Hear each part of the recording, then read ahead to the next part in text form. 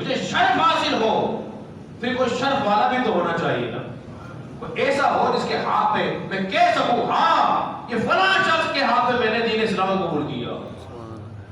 اور میں سوچنے لگا کون ہو سکتا ہے، کون ہو سکتا ہے. بڑا سوچو وچار کیا، بس سوچتے سوچتے میری آنکھیں بند ہو گئی، میری آنکھیں لگی.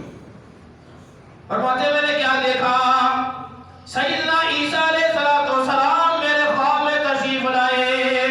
سبحان اللہ. اللہ نے کے بعد مجھ سے فرمایا یا سنانو اذهب الى بغداد.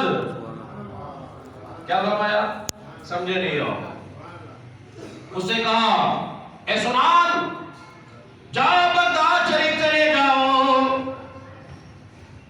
بغداد جاؤ. اور بغداد جانے کے بعد کیا فرمایا، اسلم علی ید الشیخ عبد القادر، اور ایمان لے آؤ، اسلام قبول کر لو شیخ عبد القادر جیلانی کے ہاتھ پر. سبحان اللہ. مشورہ دیکھو کون دے رہا ہے، سبحان اللہ. عیسیٰ علیہ السلام. کس کا مشورہ دے رہے ہیں؟ غوث پاک کا دے رہے ہیں. ان کے ہاتھ پہ جاؤ. کیوں بھائی ان کے ہاتھ پہ کیوں مان قبول کروں؟ سوال تو یہ پیدا ہوا. فرمایا انہ خیر اہل الارض فی ھذا الوقت، اس روح زمین پر سب سے افضل والا وہی شخص ہے. سبحان اللہ. سب سے افضل والا وہی ہے، لہذا تم ان کے ہاتھ پر ایمان اسلام قبول کر لو. تو عیسیٰ علیہ السلام نے مشورہ ان کو دیا.